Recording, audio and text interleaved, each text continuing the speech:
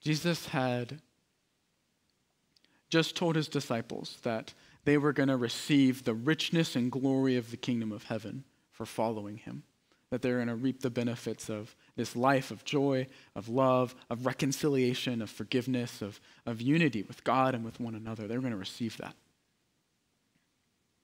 This is the treasure of heaven.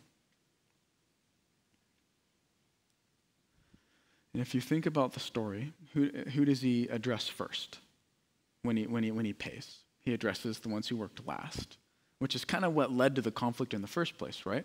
Like the other workers saw that they got the denarius and then they also got the denarius. If the owner wanted to avoid that conflict, he could have just paid the early workers and then they could have gone their way and he could have paid the other workers and it would have just been good. It would have been easy. But the owner wanted those early workers to see and wrestle with the owner's generosity. And so in this case, Jesus has just said, this is what the kingdom is all about. It's about love, reconciliation, and there is a glory that you will receive and you'll get to experience in this life and the one to come. But it isn't about you, because there's more. There's like the same love and generosity and salvation that I've given you guys who have followed me. I want to give to all. And there's going to be more people that say yes. And they're going to receive the same grace and love and newness of life that you are experiencing.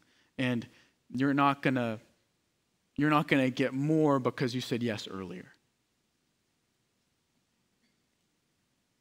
Jesus is inviting the disciples to take off that lens, as we've been talking the past couple weeks, take off the lens of what am I getting out of the kingdom and start to prioritize the kingdom, which is this others-centered love that's sold out for reconciliation, forgiveness, compassion, and embracing the lost and the vulnerable.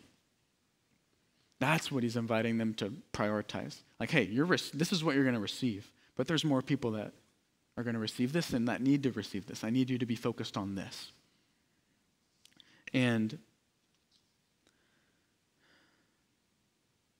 the deeper point is, once again, Jesus is inviting us to celebrate his generosity, his generous love, his forgiveness, his grace that he extends towards us and that he wants to extend towards others. God does desire all people to be saved. And something to wrestle with is, in your own life, are there people that you would be shocked or surprised to see God bless or God forgive? Or even God invite into his kingdom work to do things for him? Are there people that you would be surprised to see in heaven? Or even shocked or frustrated to see in heaven? That's what Jesus is getting at here, is it isn't about what we earn. That's what he doesn't want the kingdom to be made about that. It's about the love and grace and forgiveness that God has given us that's meant to go to other people. Because if we're honest, we've received a generous and even unfair grace.